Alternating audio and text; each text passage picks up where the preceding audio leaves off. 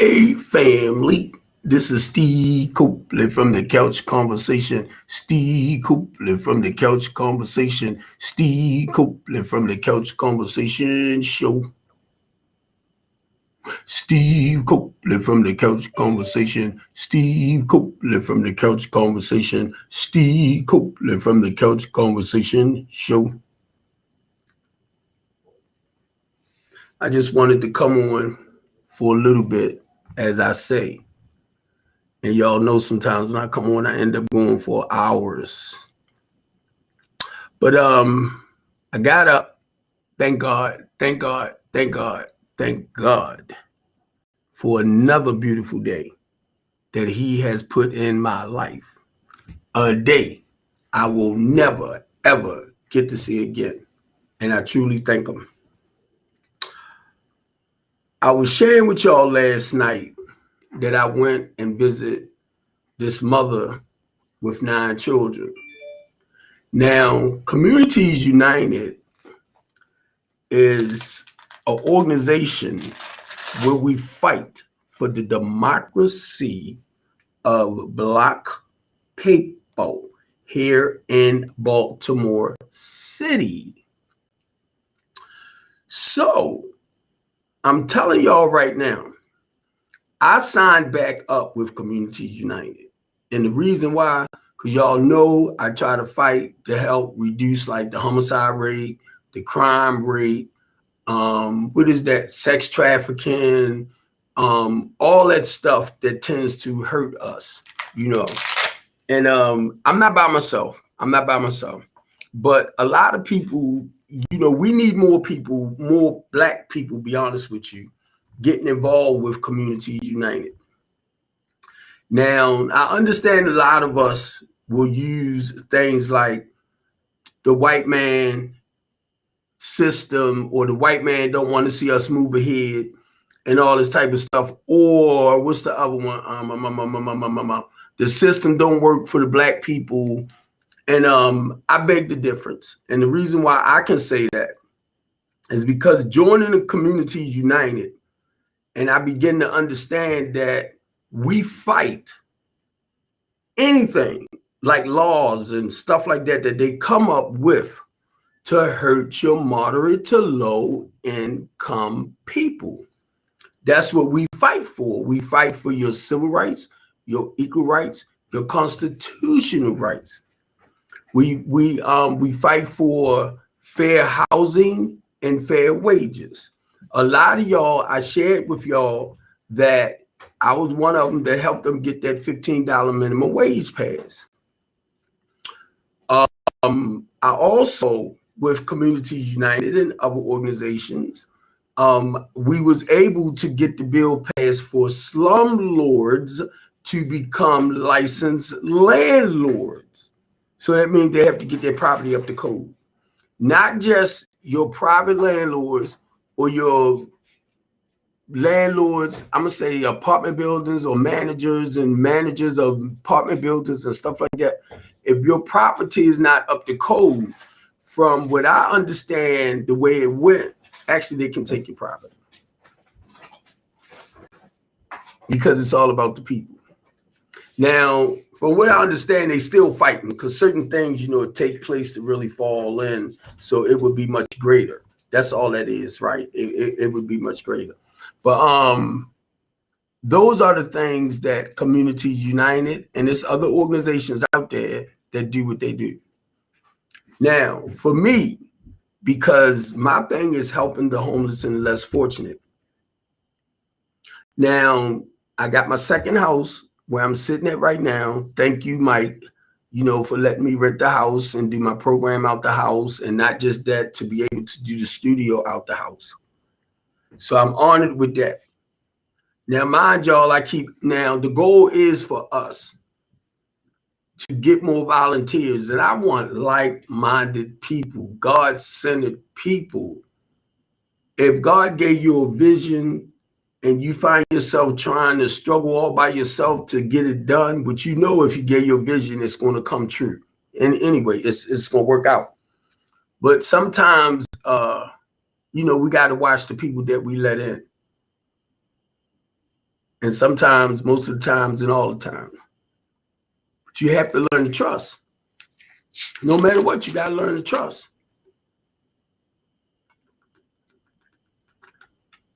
Now, a lot of people know me. A lot of people know where my heart is at when it comes to Baltimore City. They know where my mind is at when it comes to Baltimore City. They know my realness. A lot of people know.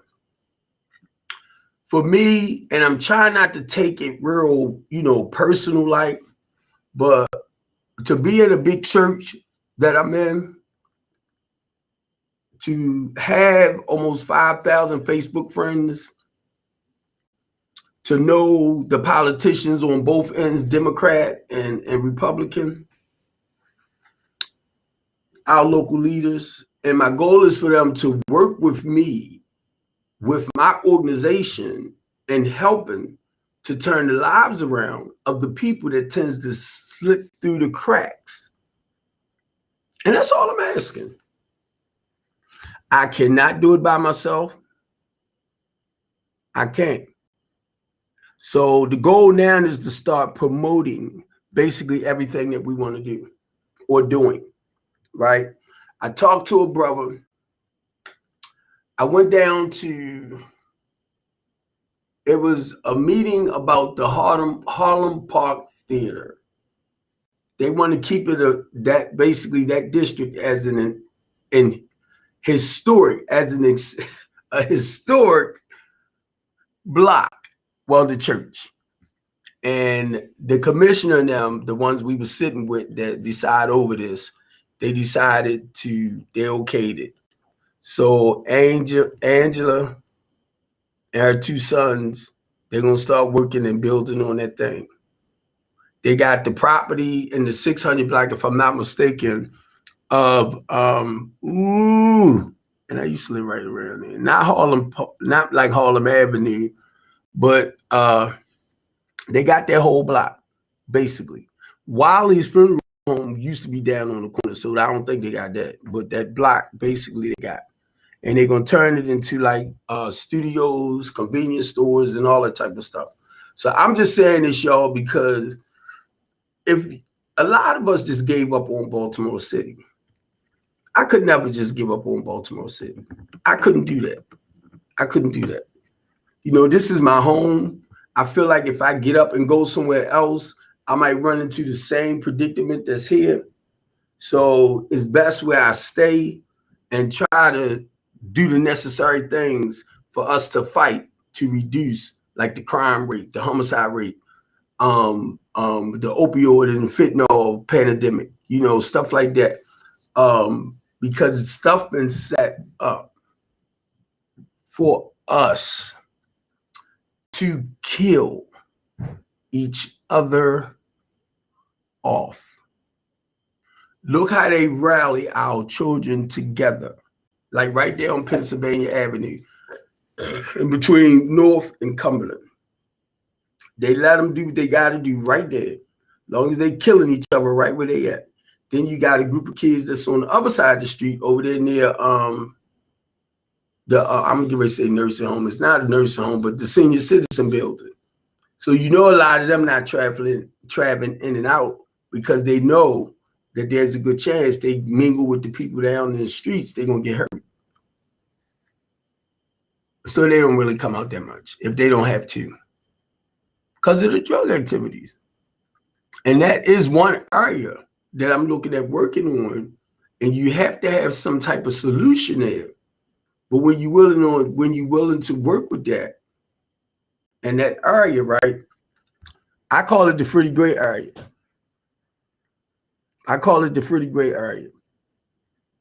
And the day I was calling it the Freddie Gray area, and because they was more focused on the Harlem Park area, which I understand, but I told them, I call it the Freddie Gray area. And the goal is actually to build back up in that area, like rehabbing houses. Please stop telling yourself that it can't be done. I didn't get the women name, but it's a couple of women that actually rehabbing and revitalizing houses in Baltimore City. It's women. Then you got Bree Jones. Bree Jones, I met her at Communities United, and she's from New York, and she finally, was able to receive some funding to help her. And the whole goal is for us to buy up as many properties or build back up in the community.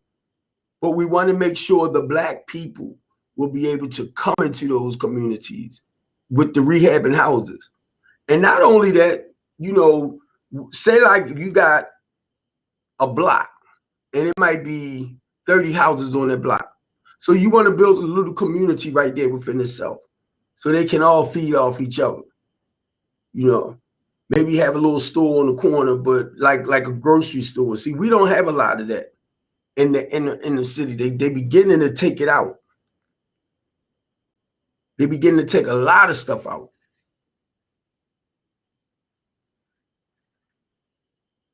And this is part of what I do as far as trying to help us, trying to help Baltimore turn around. Now, I stopped on my way back. I talked with some squeegee boys, right? And I told them, I said, look, I said, I know y'all out here trying to do your little hustle. I understand that. I said, if they tell y'all they don't want the windows washed, don't touch them. If they start bucking with y'all and yelling and screaming, I said, don't try to walk. I said, just try to walk away. Because it takes two to tangle. Keep in mind, if they come to your car, it's because they're trying to get money. Don't take it personal. It's times where I'm in my truck and I go down there. I dig in my pocket. If I see 4 of them, I'll take a $20 bill and say, hey, split this up. About whoever the oldest one look like, I tell them split it up. I don't have no problem, helping them because it's a reason why they out there. It was a 14-year-old that I talked to today, and it was a 16-year-old, and the other one was 21. And I told him like this, I said, y'all little butts better be going to school. Because the boy had a book pack on him. That's the 16-year-old one. But the way I do this, hear what I'm saying. When I come for our babies like that, I try to come more like that daddy, that father, that unc, because that's what the guy called me when I came over to them. See, they normally call me uncle, and I try to treat them and embrace them as if they were my own nephews and nieces, trying to show them some love. That's what they want. And then you got the tough one now. Come on, we got the one with the hard exterior, stuff like that, but then understand the reason why. 9 times out of 10, he was hurt or she was hurt. So when they bucking up against you, that's that wall. That's that wall. You got to learn to break that wall down. And the only way you can break that wall down is by making them feel comfortable. And I was down there telling the little 21-year-old, and I'm trying to watch my words, right? Because I'm talking about how God took the desire of the drugs and the alcohol from me. Now, basically, some people might say, I just stop. I just this and that. And some of them do. They just stop. And I admire that. Some people realize I can't keep doing this. I don't like the way I feel. And they stop. But I had to go into recovery. And in the process of going into recovery, I had to learn to change my old ways of thinking. I had to learn to change people.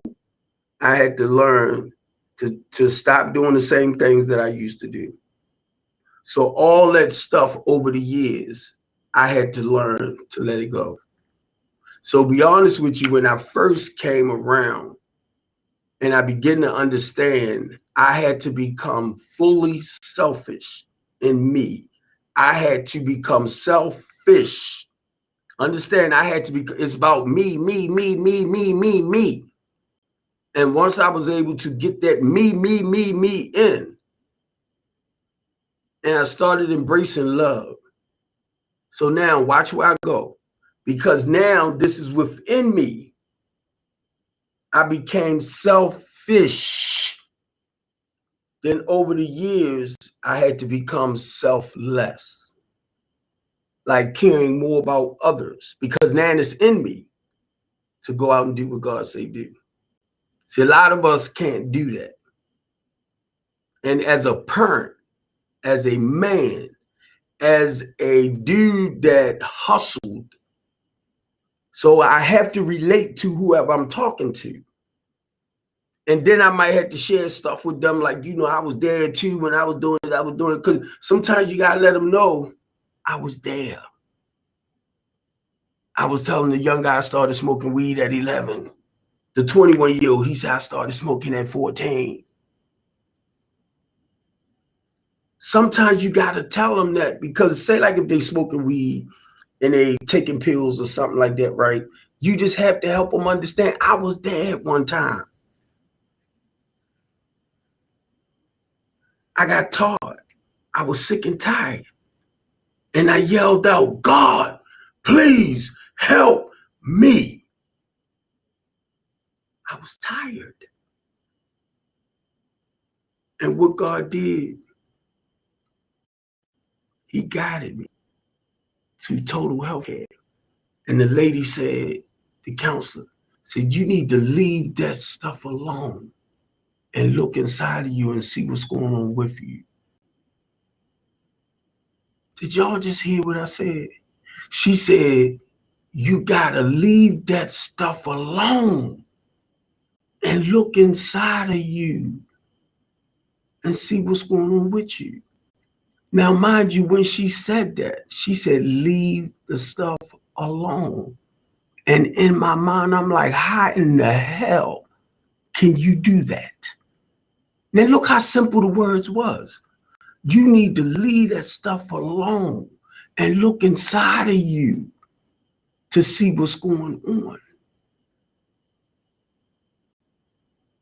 And then I started, after she said that, right? Because that was like complicated. Look how simple it is. If you don't pick it up, you can't get it. But I had to really, over the years, understand and get it in here and feel it deep within my heart, my spirit, and stuff like that, right? And right now, to this day, once in a while, I might think about using, but it's like, nah, because I don't know what's out there. And be honest with you, I don't never, ever, it's never a day at a time use again. Now, you heard what I said, just for the day, because I try not to focus on tomorrow, because tomorrow I might not see. But just for today, I don't never, ever want to use again. I'm talking about the dope, the cane.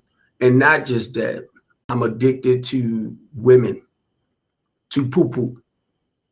And anybody that knows me, 9 times out of 10, if I'm crying about one female, I'm caught up with about 5, because I don't do one of nothing. And that's when it's that pleasure, that pain had begun to outweigh the pleasure. Because I thought for a time I would have to go to one of them sexual programs. But the blessing and understanding that you have an addictive personality, the same morals, values, and principles that I use for the drugs and the alcohol, I can do it for that sex. I can do it for the overeating. I can do it for the lying and the manipulating. I had to get honest with myself.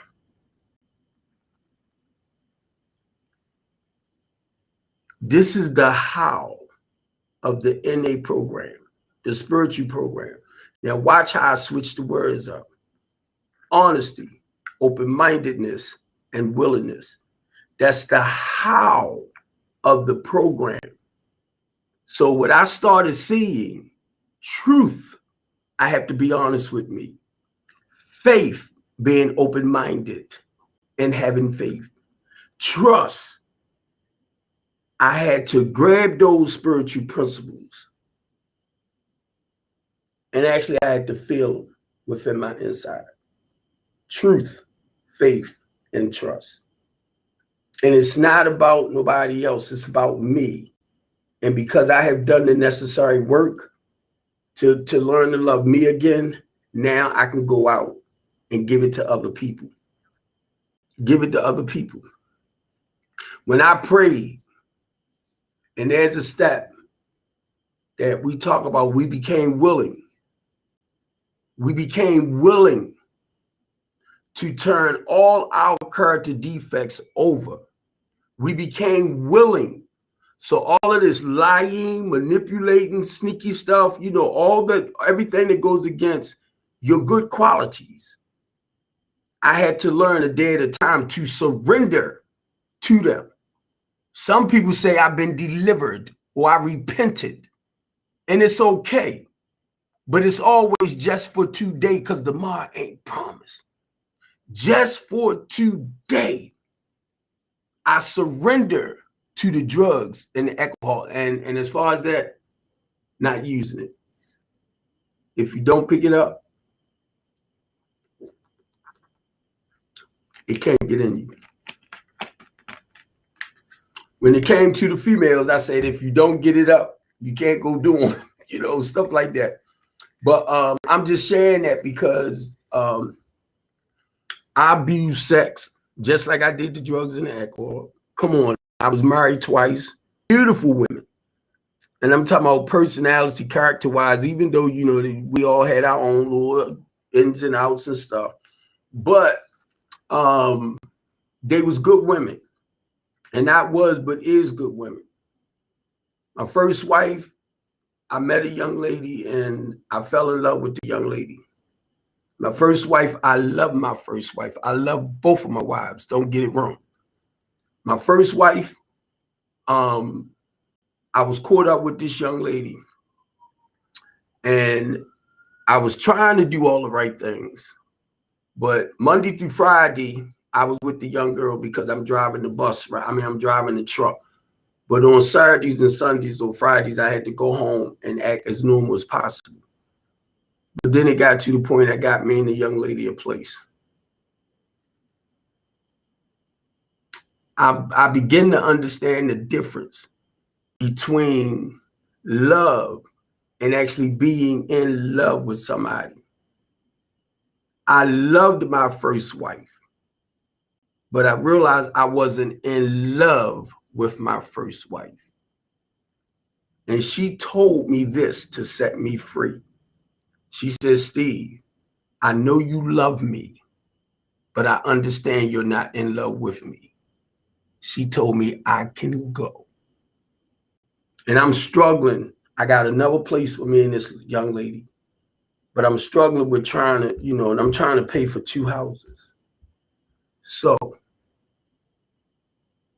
when she told me that set me free, that I was able to go. That relationship lasts for about 6 months. And once again, I had to go. These are the type of stories or topics that I would talk about on here, because I want people who stuck in certain areas of their lives to understand you can come out of whatever the situation is, or your issue is, your trauma, you know, wherever you at. You can come out and don't keep practicing those old ways of doing things. Some people, that's how they get ahead in life. By manipulating, by lying, by taking, by stealing. So I begin to understand this too. You know, Steve, if you want to do certain things, you know, I mean, you lean that way a little bit, but I don't want to go too far. You got me? Because I understand in order for you to be successful, sometimes you got to play the game. But keep in mind, it's not about robbing and stealing and taking from our less fortunate. That's not what it's about with me. That's not it. I live a good life. And I want to see other people kind of prosper in that way. And it's not based on a lot of the material stuff. That stuff come and go. These things we buy to be comfortable in life, or just buy to impress other people. I'm not there with that. I'm not there with none of that. What's up, LaShawn, baby? I'm not there with none of that. Joyce.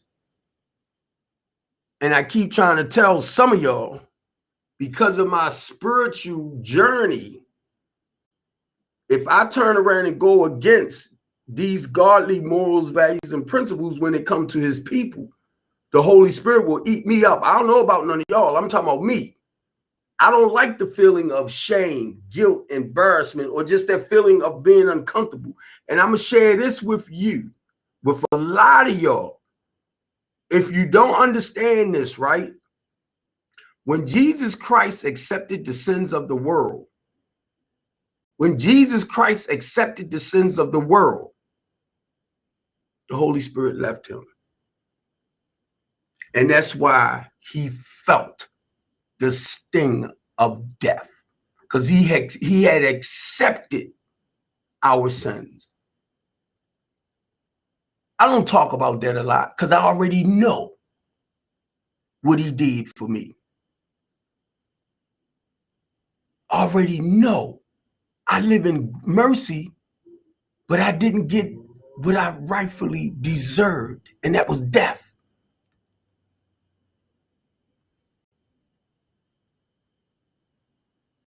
So what the freak I look like now that he turned my life around playing with his people? I get some beautiful women coming through my program, and I have to make them feel comfortable to understand just because you here, I'm not trying to be with you. And I want them to understand it. And I'm telling you, someone be like, not in here. Because it's business. And I know they're in vulnerable states. And I know I can get what I want when I want it, when I want it. I don't do it. So you can fix your mouth to say this and say that. I don't do it. Thank God just for the day. Because I'm telling you, I mean, sometimes. But I have to keep in mind it's business. It's business. And I'm not trying to, feel like I felt God. I did that before when I stepped outside my marriage. I felt like I felt God, not my wife. Even though I cheated, it wasn't about my wife. I was hurt. I didn't care if she would forgive me or not. I wasn't all into that. I just wanted the peace back in my life with Jesus Christ. I just wanted that peace with the Holy Spirit. Some of y'all probably like, what are you talking about? And you Christian people yourself and can't even really understand because you call yourself a Christian. I don't try to be perfect. I'm not perfect. I don't try to be perfect.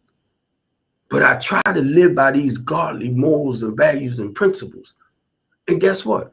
They're the same morals, values, and principles that our parents was teaching us as we was coming up. Respect your elders. Say yes, sir, no, sir. The morals, the values, the principles. And I begin to see that in scripture. So a lot of y'all want to go in and dissect and go back to when the Israelites was this and that, and when the two pawns was this, and I'm like, please. What about now? What about now? For a lot of y'all, look at the Old Testament. Look, listen to what I'm saying. The Old Testament. That's your old testimony. When you get in the new, when you turn around, you in your new, sharing your new way of living, the new testimony. I mean, I hope you got it right there. The old way of doing things. This is the new way of doing things. The old way I used to live my life. Now I'm talking about the new way of how I live my life. So basically, when I talk about it, I'm giving you my testimony. Old Testament. New Testament. And guess what? It blew my mind because God made it so simple for me. So simple. But a lot of us, we get too much in the religious side of things. I walked away. I was in Brown's Memorial when I first got clean for 5 years. I had wonderful knowledge of scripture and all that type of stuff, relationship with God, right? Then it got to the point I wasn't being spiritually fed. So I ended up leaving. I left the church. I walked away from the church. I was out of a church home for like 3 years. I remember telling my friend at my job, Tim Marshall, I said, man, because it was time for me to go back to a church. And I was sharing with him how I was feeling like disconnected and, lost and not being out of church for like 3 years. So what he did, he said, you should come to my church. Said, my pastor teach, he don't preach. So I ended up, me and my wife and the kids went looking for the church. And I thought he said Cold Spring and Oak Road. So I drove up towards Cold Spring and Oak Road. So I didn't see it, the church. But it was a church that backed up Oak Road down in a, hole like. So I told my wife, I said, we're going to go to that church there. I've been in CRL for over 21 years now. I done ushered. I done drove the van. I have been in plays, and that's what helped me to really understand a lot more about scripture. When you acting out and you doing things, when you in theater and you understand you imitating the scripture, right? And it helped me to better understand scripture too. And I've done a lot in there because I was trying to find out with God, because I knew I had a calling on me for the longest time. I was trying to find out or find that place that God really want me to go. So one of the ministers came to me. He said, bro, you're a good brother, blah, blah, blah. You need Deacon Claire start something, and you should come. And by this time, I'm going through some stuff with my wife, right? And I went to look up at him. Said, who do you think you is? You ain't God, blah, blah. I said, okay. And I got ordained deacon in 2009.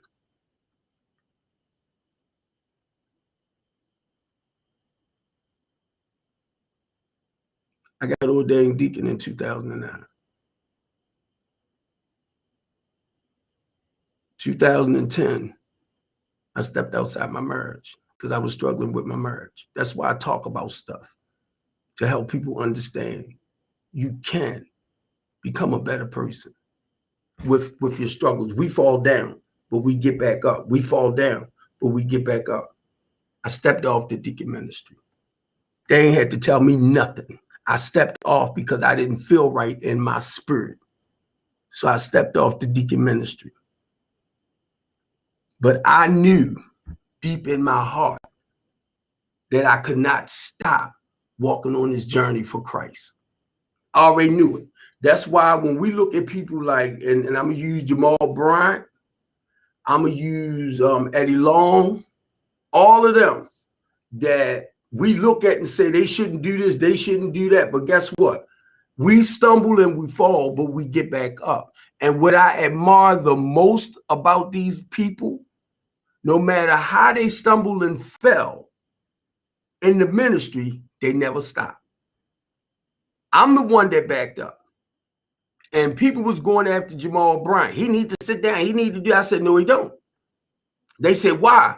I said, because the Holy Spirit didn't tell him yet. And I think it flew way over their head. It flew over their head. Because number one, if you really understand, in this flesh, we will never be perfect. That's why Jesus died. Because Jesus said this. He said, the sins you committed before you came to me is thrown into the sea of forgiveness. I will never use them against you again. But this time, he says, you are still sinners. But this time your sin is justified by my death. So you got to understand, God knew we wasn't going to be perfect in this. And not only that, the flesh and the spirit is at war with each other. So what I had to learn to do was get my flesh under control. Tell myself no. I had to learn to practice some control and self-discipline and all that good stuff. But now, mind you, I love what my pastor said, right? My pastor was like, it might take 2 weeks, 2 months, 2 years for certain things, you might struggle with in life for them to fall off. And what that helped me to understand, this is a process. So I might struggle with certain things today, but I might not struggle with it like a month from now. I'm just saying. So that's why I tell people, be yourself. Be yourself. Ain't nothing like being yourself. But now, in order for you to be yourself, you have to love yourself. But if you're not, if you haven't learned or been taught how to love yourself, then you will continue giving up that corrupt side of yourself. See, I can identify with that today, right? And when I look at how I used to be that evil, mean, nasty dude, and I'm telling you right now, sometimes when you hurt that person, I will flare up. But when I flare up, it's not that's a form of protection, but it's not to hurt you. It's just to protect me with my feelings and emotions. And I'm gonna tell y'all, what freed me was I understand that men cry, men hurt. And it's okay to hurt. It's okay to cry.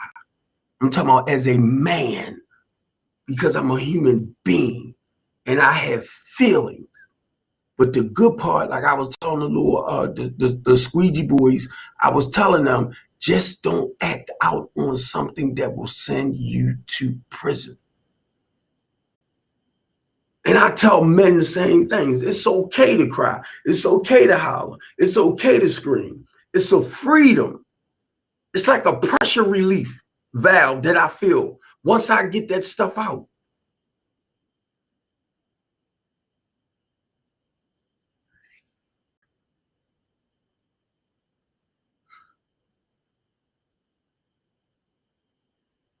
That's why I do what I do when it comes to our people.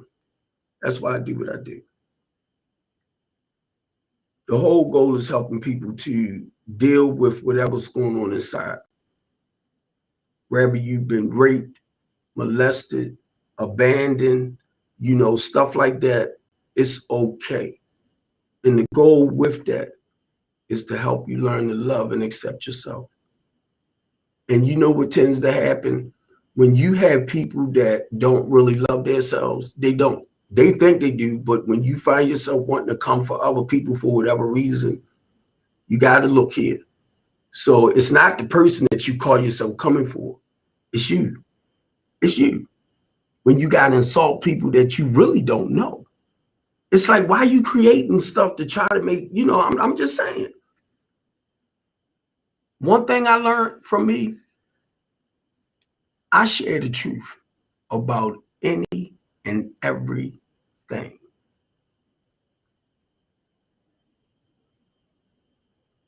That's why the couch conversation is about the truth and nothing but the truth. So help me, God. It's a sense of freedom.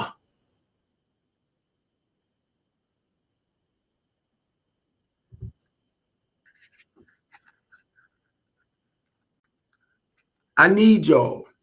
Dorothy, I see you on my other channel, because right here I'm on Restream on one, and I'm on the couch conversation on another one, which it keeps going out on me, but it's going to come back in a minute. And I know y'all can see this too on Facebook. But I wanted to do my couch conversation live from my Facebook Yahoo page mix, right? And like I told y'all, it's been almost 40 minutes now. And it's not my intention to come on and stay like this. But keep in mind, and I already know, whenever I open up my mouth, I don't know who God might have right there that needs to hear what I say. Whenever I open up my mouth. One thing I learned throughout the years, I wanted to gravitate. I wanted the whole multitude to hear me. Oh man, he did, he that. But over the years, I learned that if I can just help that one person, I never know who you is, that one person to make the decision to turn their lives around for the best. I've done what God called me to do. I've done it. And I'm going to say this too. If you feel like I'm whatever, that's your stuff. Believe me. Believe me. Believe me. And I just want to say, a lot of men never tried me when I was in the street. So I know a lot of them ain't going to just come up to me any old kind of way. I don't care who you is. And if you do, when you go to take me down, you better keep me down and hope I don't get back up. That's why God protects me, because God knows I have no problem. I was riding home from downtown, right? Now I got this big old dookie chain in the front of my car because I told y'all this little guy pulled out a little pipe thing down under the bridge. But I came to see, was everybody all right? And all of a sudden I'm looking over there. He comes out, don't do it. Don't do it. I hear somebody say, don't do it. I said, boy, come here. I said, come here. Which I wasn't going over there. I was coming up here. But he was hollering, don't do it. Don't do it. And I started laughing at him, right? I'm like, come here. Because I wanted to tell him, man, don't be doing that mess. As much as I fight for y'all. And I know he might be running people away from that. That's not good. Don't do that. Because people might be coming that give y'all food and stuff or clothing. You don't want to run your help away. And that's what I wanted to tell him. Bring your butt over here. So I said, when I see him, which I left because once I seen everything was okay, and Christine Flowers pulled up after that, and I left because basically it just looked dead now. And I just felt bad, right? Because when the police came in, and these are homeless people, and look how our local leaders treat the most vulnerable people. They had a lot of tents down there. They was in the lot that was gated around with them blocker things. They had a nice little table set up with good buku stuff on it. And then they had a microwave right there. They was using that with the plugs. And they took all of that from them and ran them from down there. Now they already homeless. They already homeless. So where you running them to? And I can't believe, to me, how people see things. They already homeless. So the thing was to make them as comfortable as possible until you can move them on. To maybe get the ones that want the help to come off of the streets. Y'all just ran them into hiding somewhere else. And I was looking at the police marching down there. And I was going to say something negative, but I said, no, I'm going to try to say something nice, because the good part about it, the guy who had the gas, he didn't really burn anything up. You got me? So I'm like, that was great. I'm glad y'all intervened before this happened, blah, blah, blah. But then after I started reading the news comments and all this and that, it took it to a different level. And I'm like, people that we look to actually help us tends to more like hurt us or our people. That's why I run off at my mouth. Because I want you to see when you coming wrong, how you can actually do better for them. That's all. That's all. And then it never hit me. The girl said, I think the police set that up. This dude got gasoline in his hand. And y'all came that close up on him too? Where he could have just squirt y'all and lit a match real quick? I never thought about it until the girl down there said, I think they set that up. I said, now, was it really gasoline? Because it could have been water, they were trying to make it like it was gasoline. And then I come back down there the next day, that whole goddamn lot where they was at is cleaned up. So the city had to come in and move that stuff real quick because it wasn't them. And then there's people on the outside, right up against the wall on the outside, they still out there. But it looks totally different from when I went down there because it was reminding me of Tent City again, where you're getting people prepared to actually come into these housing programs, right? And I'm looking at the time frame, and it looks like I might just be here for an hour. So let me share this part.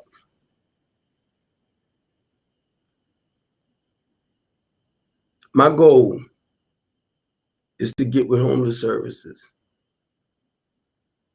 My goal is to get with housing. Now, be honest with y'all, I do not want to talk to no supervisor, no worker, no manager. I want the director. Because my thing is, I don't want us to do all this. I need y'all to help me help them. So the thing is, if I can get rental property for the time being, because I don't have my own houses.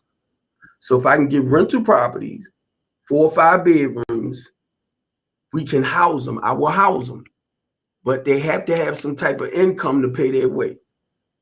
If they get an SSI, that's fine. They're getting disability, something like that, that's fine.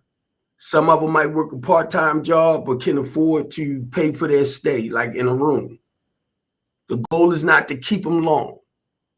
Once they come in, the ones that need medicated, we want to get them medicated because we want them to function as normal as possible once they get to that point that they're ready to go and be responsible and productive on their own. Then you give them the key to their affordable house.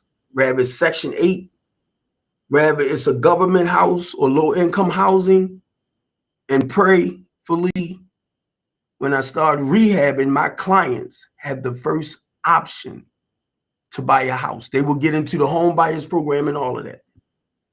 I got a list of people that will work with them on their credit scores, that will take them shopping, make it market, that will teach them how to manage and be responsible and all that type of stuff. What's up, Sonny? And teach them how to, be productive again. And that's the whole thing with strengthening the community. I don't get funding. So the people in this house, they pay for their rooms. They sign up for the mental health program, so they get therapy.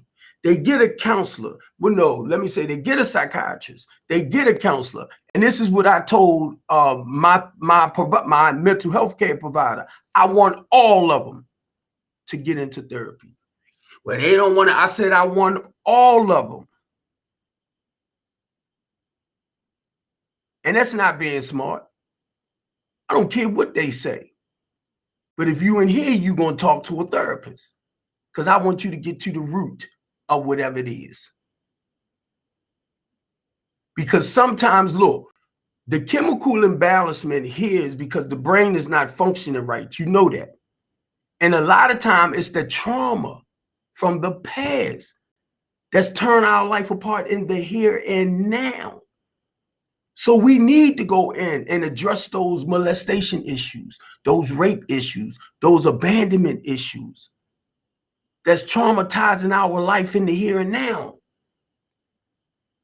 How I know that? Because I did the work. Almost 30 years. I do the inside work. Go in here, Steve, what's going on with you? And I had to talk to that little boy inside of me and tell that little boy, I got you.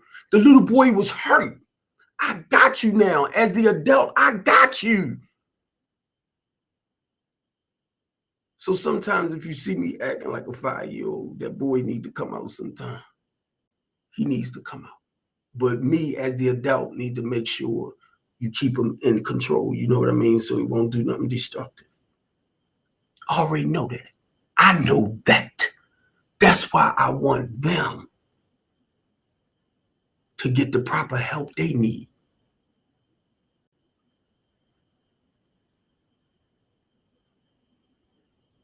Thank you. Excuse me, y'all. Thanks, Sony. Yeah, I talked with Dr. Humphrey too. So I don't know if she's with Dr. Humphrey, but you know, I was part of the board, but either way, that's the goal. That's the goal. Now I'm gonna share this. When I went downtown today, I parked my truck where St. DePaul is at, Vincent DePaul. So I rung the bell to let the lady know that I was going over to like the housing part and all that, right? And we started talking. And she was telling me, you know, like, what's them people? Homeless services send referrals to them to put people in housing, right? My friend Godfrey Mullen, he has furniture. At one point, he was putting them in people's houses for free, right? But now he got to charge a little bit to make sure he pays workers and stuff. So he had to charge a little bit for the furniture. So I know without a doubt that he will work with people. And that's my goal of getting back with him too. So that once we put people in housing, they will have the furniture and all this type of stuff that they need, you know. So Mullen has a warehouse now. And this dude had 70-something storage facilities. Sonny, when I say, now mind you, he's in a big warehouse. He unloaded about 73 storage bins for, you know, man, he walked me up on them floors. I'm like, oh my God, you seriously, he was serious. It took up a lot of space in that building. I'm like, oh my God. Now, Godfrey Mullen, I think he's a philanthropist. I'm just saying, right? So, but what he do, he come out like on a Tuesday or Wednesday night, late at night, and he feed the homeless people. So I told him we need to talk because I would love for him to feed some of them my information, the ones that wants to come off the street, you know. But now a lot of y'all, you know, that's doing great things, I want us to come together. I do not get government funding, but I'm going to share this with you right now. Because of Communities United, and keep in mind, we fight for the democracy of Black people in Baltimore City. But every Black person that's living in the inner city or every person that's living in the inner city is not Black. So basically, we fight for your rights. It doesn't matter. I'm just saying. But I know we basically work with, but I want us to come together more now. Because if we want these laws to fit a lot of our low to moderate income people, we have to fight for it. So if I go to Annapolis and they ask me to come to Annapolis and speak on something, right? We with Communities United, and it's about 300 of us hitting for Annapolis. I wanted to be at least 275 Black people and maybe 25 whites. I'm just using that as an example. Because it's normally, if it's 250 of us, it's normally like 225 whites and 225 and 25 Blacks to represent the blacks. And I'm like, but it's the white people that fights for a lot of stuff that for our rights. I'm telling y'all right now, even the Jewish community and stuff, it's a lot of white people. When I would sit down with Jane and them, and we would schedule stuff so you know who might speak, and you know you get more information on what needs to be done, and it's mostly white people right there. And I'm telling you, you come out and you see this for yourself, it'll blow your mind. And the reason why I'm saying that, yes, we got some nasty, mean, don't get it wrong, white people. Well, all races, I'm gonna just say, that don't want to see poor people get ahead. Now, I'm gonna tell y'all right now what I do love about the Republican Party. Their thing is they don't want you to try to rely on the government. So it's like getting rid of the government. They want people to take the power back, and for people to be able to like become independent, like working, maintaining, not needing the government or the state. But now most of those people are your middle class and up because they can afford to pay their way. But when you got people that's living or earning under the poverty rate, right, they struggle to maintain. And then you got people that's doing real well.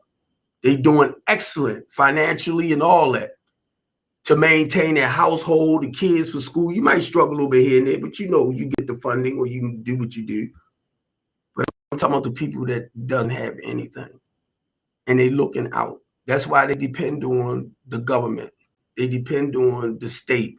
They depend on these free programs.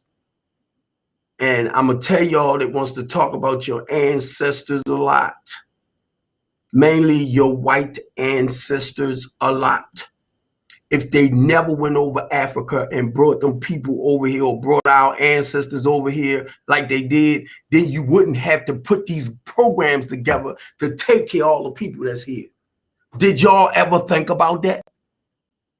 So I don't, today, because that happened back then, 1619. And then if you really look up your history, it started way before 1619. They was making y'all good money. Once they got set free, y'all had to start spending more money to take care of them. The people you stole from Africa.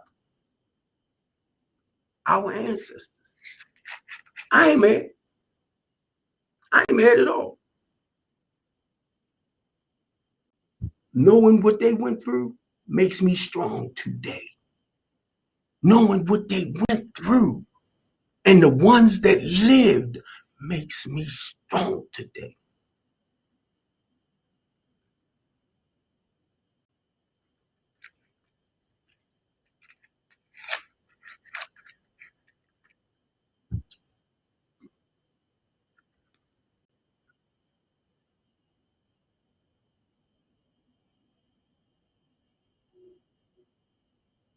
So know what? I don't blame the white man for nothing. Shut up, chump. Shut up. You had to come over here. You had to bring your butt over here because you sure. Look, I'm looking at this over here. You done left. You done left my Facebook one, and you done brought your little butt over here. Hey, look, I told you before, and I'm gonna get ready to get off because it's almost an hour. But no, I don't. I get more white people, be honest, that help us than I do black people. I get where y'all think I get the donations from? The donations that I get normally come from white corporations. To see, this the type of stuff I'm talking about with us, right? You got one fool.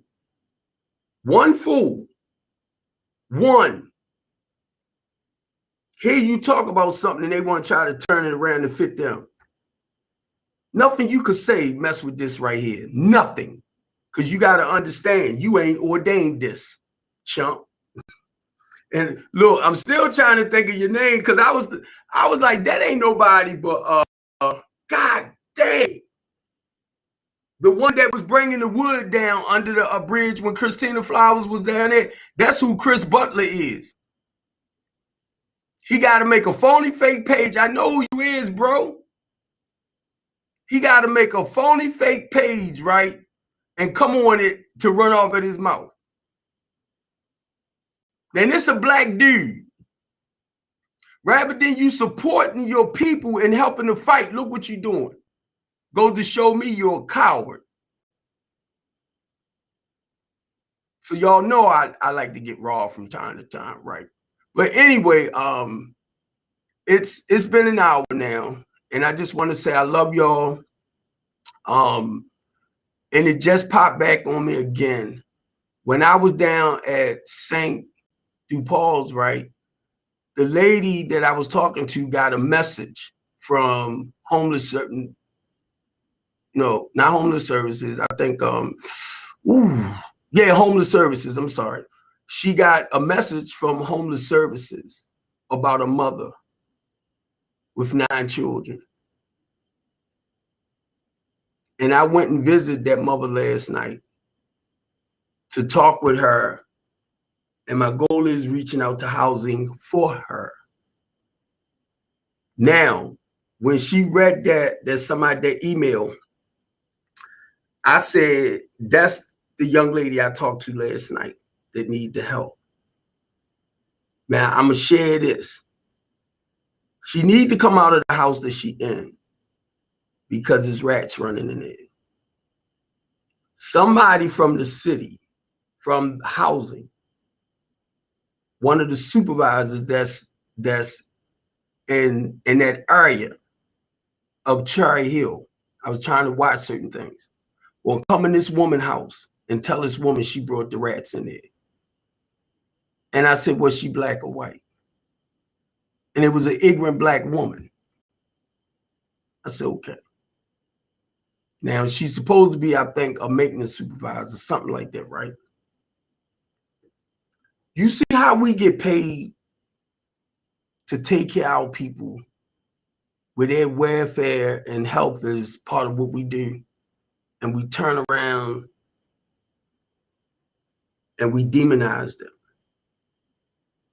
Because I told her, I said, what is happening? Because the dumpsters up there, I said, the rats is coming under the ground up into your house. They even came in there when the maintenance guys was in there trying to patch up the holes. So I got enough information that I needed. This is what Communities United is all about. Fighting for fair housing and fair wages. So now you understand a little bit more why I run off at my big mouth. It's the reason why I do what I do. And it's the reason why, what's that, Cries, Butler? It's the reason why you do what you do and you keep doing what you do. I commend you. You're welcome to come on here anytime and say some bull junk. Because we got to have it. We got to have, look, you want to be part of the evil. I'm talking about being good. I'm talking about God. You want to come in here with the devil stuff. And I understand that's just part of life. So you can bring it, bro. You can bring it. And I hope you're real proud of yourself. I hope so. And the last person called me a porch Negro, right? Was Darnell. But I know that's not Darnell because you know too much about whatever. So I know who you is. And you trying to bring stuff in here from what happened down in Middle River. So I know who you is. And that's a shame you feel like you got to go undercover and come on my page. But I just want to say this too. Yeah, I want everybody to agree with me. I want everybody to work with me. I want people to be there for me when it comes to helping our people. I want people to be there. But guess what? Everybody don't care about what I do. Everybody don't agree with what I do. And it's okay. Just keep that in mind. It's okay. But keep in mind too, nothing you say can tear me apart because I actually walk in the stuff that I do. I'm doing with everything I say, I'm doing.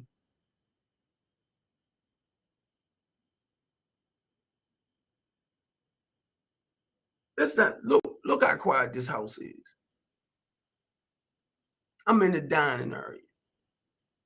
Listen how quiet it is. That's how I like my houses. I want our people to be at peace. I want people to be comfortable. You do all the right things. When you get ready to get up out of here, the goal is for you to get into your own place. It's for you to get into your own place.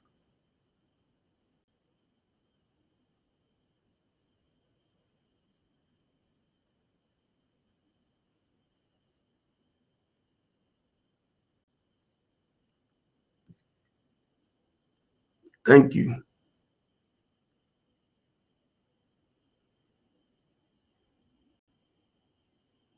And I've been talking to a friend of mine that's a mental health therapist, right? That's his business. The goal is, how can we get people that's dealing with bipolar, schizophrenia, and all of that, and they really out of their mind. They really out of their mind. And some of them need to be signed away to get that 24-hour care and to be medicated again. Some of them need to be signed away, right?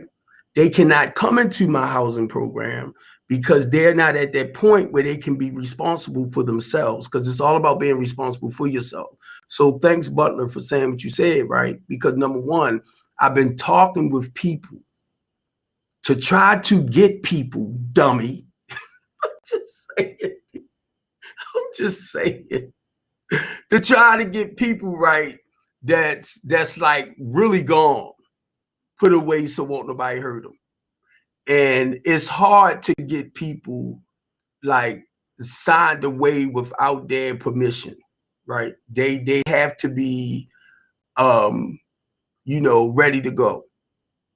So I talk with a lot of people. I even went down to what's that 501 and tried to get them to a couple of clients that I had. She was off her medication and she needed to be signed away until they could medicate her again, balance her back out. And wouldn't nobody help me.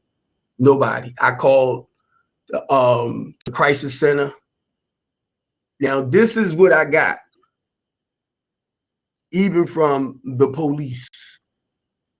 In order for them to sign a person away that say like trying to commit suicide, in order to sign them away, they have to have committed suicide and survived. I was like, huh? What about the preventive maintenance, right? When you see them hitting in that state, and that blew me away. That blew me away. In order for them to be signed away, they have to have committed the act, but survived the act for them to get signed away. I was like, oh my God. And when I went down to 501 to fill the paperwork out, like the police told me, go down there and fill the paperwork out. When I come back, they'd come and get the two people I was talking about, and they'd take them over to Sinai or something like that, right? But when the judge denied me. The judge denied me for getting them the help that they need. The judge denied me. And I told that commissioner before I left out, I said, you know what? If anything happened to any of my people, and I'm talking about the people that's in the house and them too, because to me, they wasn't on their meds. And I know the one wasn't on a med, but the boyfriend was trying to fight for her. I kept telling him, look, this is me and her. You can't come in like this. But anyway, I told that commissioner before I left, I said, if anything happened to any one of my clients in that house, in my house. I said, I'm coming for her ass. Is your balls big like that, Chris? Christ, crybaby. Is your balls big like that? And guess what? The commissioner understood what I was saying. Because see, when you explain yourself to people and what you do for people to help people, you know, turn their lives around or get better with certain situations, that's why I get more respect from outside than I do a lot of times our own people. And that's sad.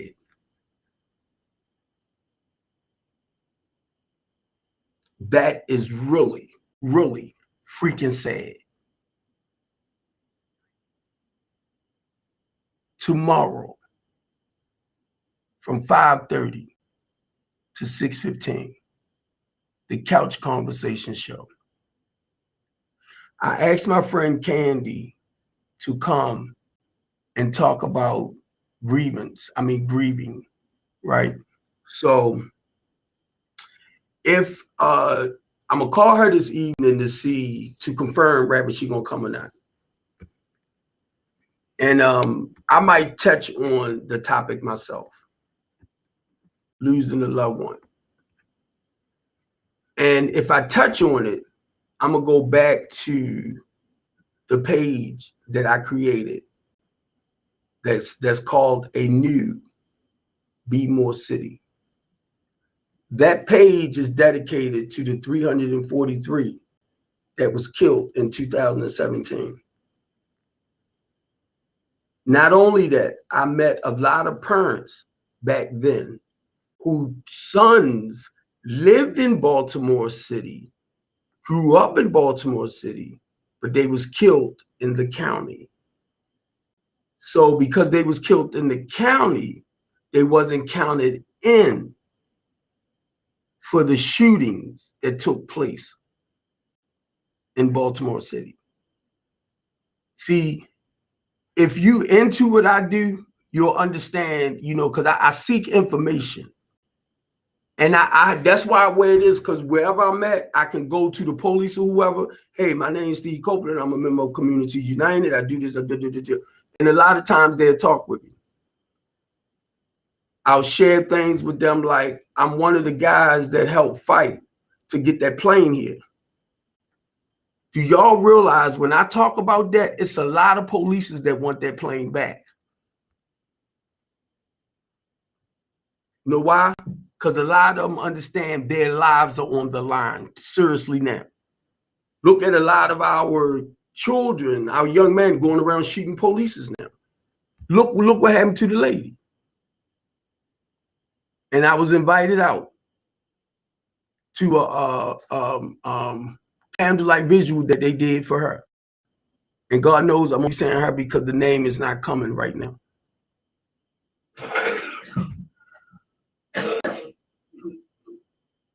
And I ain't trying to be smart. When I say little stupid stuff like, y'all ain't got the balls, I got to do this and do that, I'll be picking with y'all. Because I'm telling you, it's times, man, I want to like, I don't feel like this. But I understand it's not about me.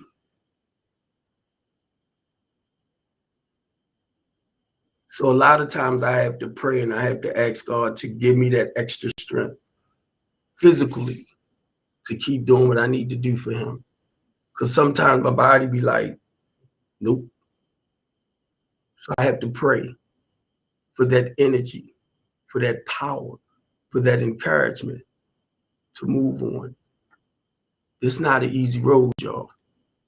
And I know a lot of people that traveled the road that I traveled, they gave up. And I don't see how they could, because if I give up like that, it's like the Holy Spirit gonna tear me up.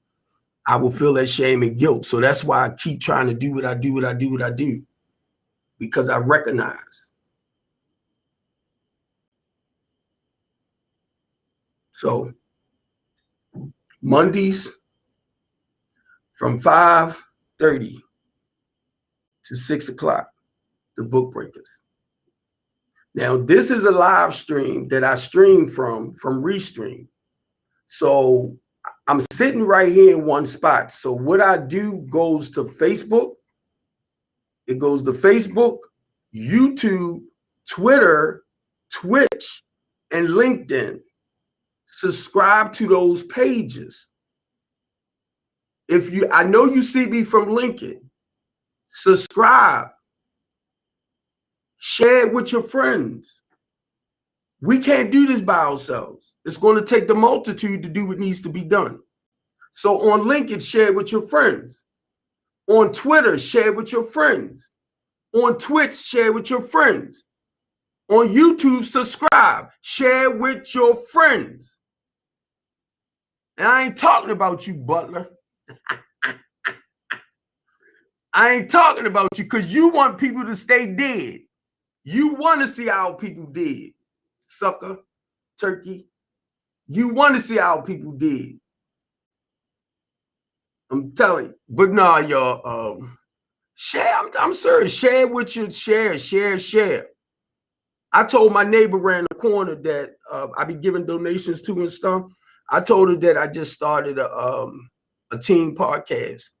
She said, "Oh, my daughters can come on." I said, "Yep, they can." So I might just let her know, bring them Saturday. You know, because I want like our kids to talk about the great things that they doing in the communities too, to stop from getting involved in certain things. But I also want them to talk about some of the things that, like if they did, you know, when they used to get in trouble, now they don't get in trouble as much no more, little stuff like that. I want them to share that because that's a sense of hope. That's a sense of hope for our children. That's a sense of hope. Encouragement. I want our kids to talk about where they at, how they feel, and all that good stuff. And I want, like, a lady sent me a message the other day. She's a therapist. She's in New York. And I sent her a message back and said, I would love for you from time to time, maybe call in and just feed, you know, our people. I want her to do that.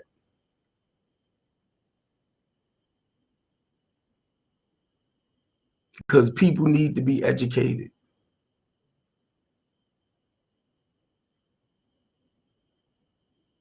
You all right, Candy? Yeah, I'm on the live. I'm on the live. I just said, is you okay? Okay. That's my baby right there. How y'all doing? And she weigh, how much you weigh, Candy? 80 pounds. Huh? 80 pounds. She weigh 80 pounds. And I told her, I said, I want to see you gain about 10 pounds.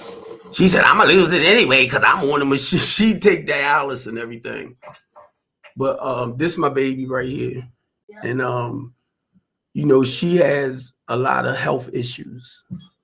And she's always doing something positive. Even though you have cancer too, right, Candy? Yeah, I got cancer, HIV. Yeah. See, did y'all hear? And that's my baby. And I tells her, I hug her, we argue, but it's out of love because we don't argue. She just talk she just talk trash. Yeah. That's my baby though. But and I want her to get as healthy as she can. And she know that. Yeah. So when it comes to the food, and she worked around Turning Point. New Life. She works around New Life, right? She volunteers basically. The pastor gives, you know, a couple of hours here and there, you know, but she'll bring food for the house. Her and her, my handyman, which is her boyfriend, actually they'll cook over there and they'll feed everybody. Mm-hmm. Then we got a crew over here, the mother with the 3 kids. She'll cook and then she'll share like stuff with them or whoever wants something. Mm-hmm. She'll share that. So Chris Butler cries, whatever your name is. Yeah, whatever your name is. These are the type of people that reach out to me. And my goal is for them to get the proper help or, you know, even with their health and everything. She faithfully, how many times a week you go to Dialysis? About 3 days out of the week, 3. Thursday and Saturday. Tuesday, Thursdays, and Saturdays. Yeah. And sometimes, guess what? When her cab don't come, She called me, Mr. Devo, everybody, I gotta go there. I'm like, oh God. And then I had to take her. I'm like, oh God. I But don't know how to call you this morning too. Well, see, oh, you did call me. Yeah, I but was answer. You out. yeah, I was still asleep. They know They got my ride straight though. what time I tell y'all to call me, basically. I don't know. They They call me anytime you need. I'm gonna stop telling y'all that because they do. They do. I get like calls 2, 3 o'clock in the morning. They do. I'm like, what's going on? No, you don't call me that early, but you better watch it for she hear you. She called me 3 o'clock in the morning. I be just turning over. Shoot, I be just one time. Who was that? Try to go to sleep, watch the TV. Oh, Crystal called me like 4 o'clock. I had just, turned the light off and was putting my little block game up. And it was like 4 o'clock, 4:01, the phone rang. And Crystal downtown talking about, I'm trying to get home. Can you come and get me? Oh, I ain't seen her. No, she cool. She cool. My sister. Y'all see. I'm telling y'all, I love my people.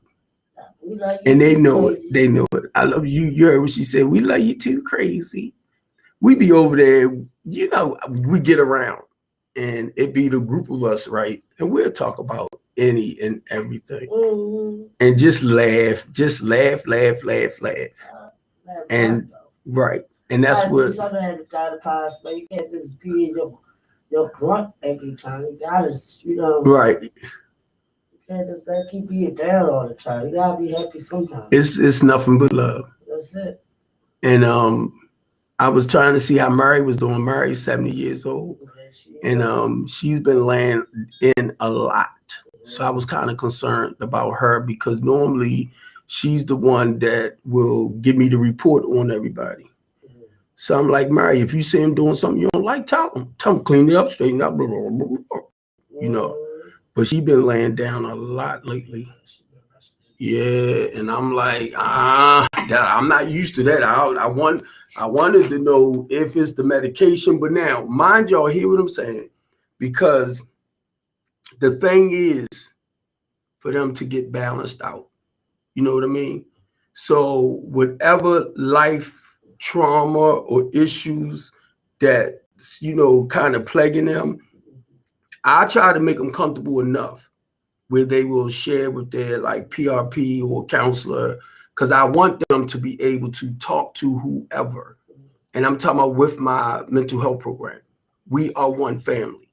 So any issues I had with anybody, I will call Melvin. Like if somebody say their counselor haven't called them or they supposed to have met them this day, but they never showed up.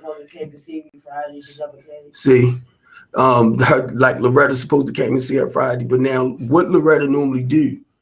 Because she got about 5 or 6 women. I don't know. She don't know. She told me Friday. I was at work today. She came around. Mm-hmm. And she said, "I see you Friday, but then I will see what's it called?"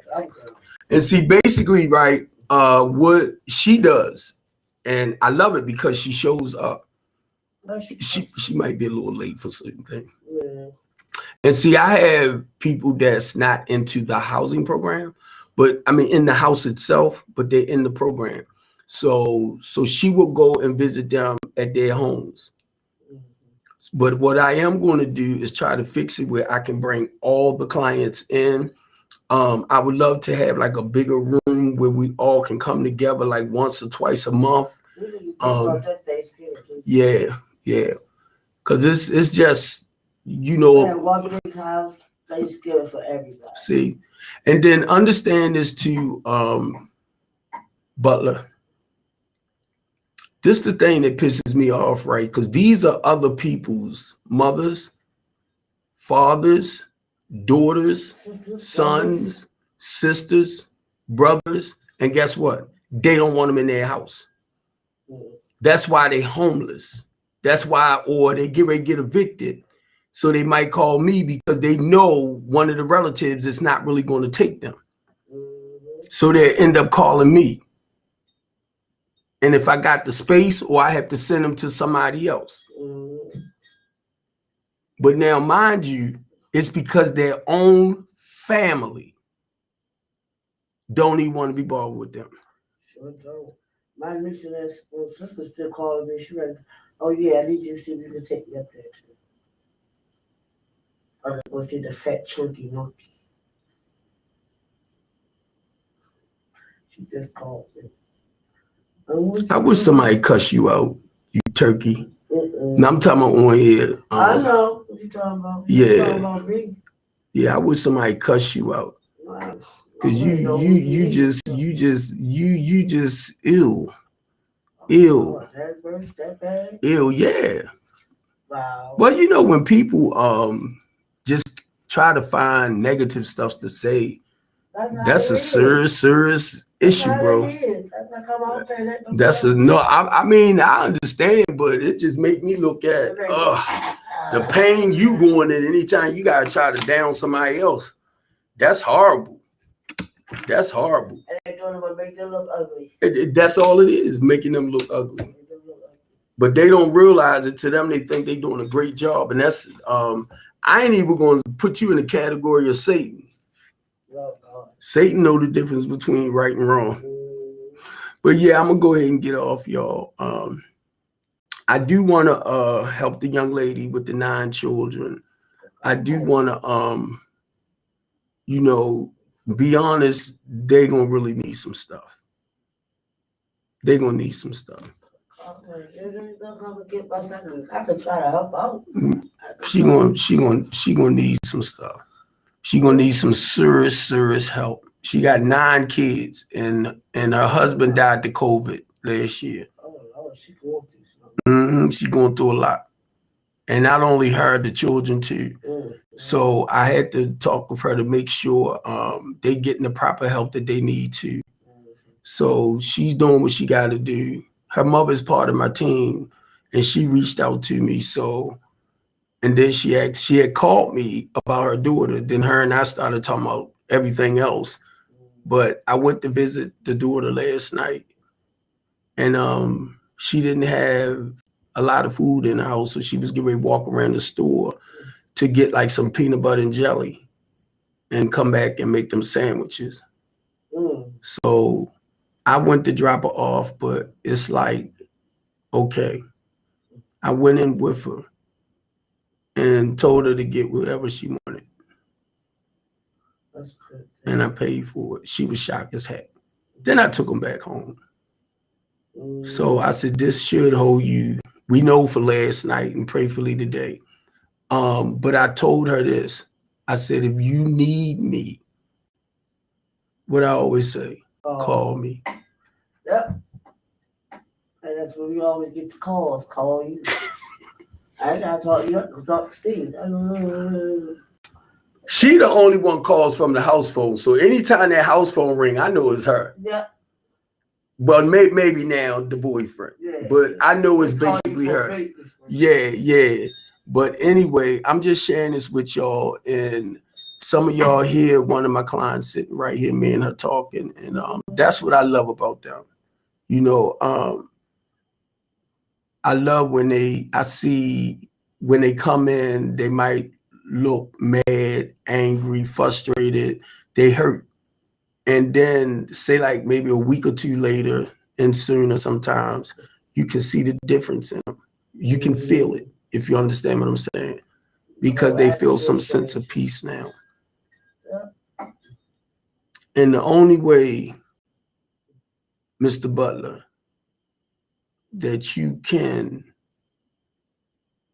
try to help people in this sense, you have to have the love of Christ in you. And that's on the spiritual note. I'm not a religious man. You have to have the love of Christ. I know for a fact, and God showed me, you walking in the footsteps of 2 great men. One was Martin Luther King, and the other one was Jesus Christ. I love y'all, and I'm out of here. Turn them off.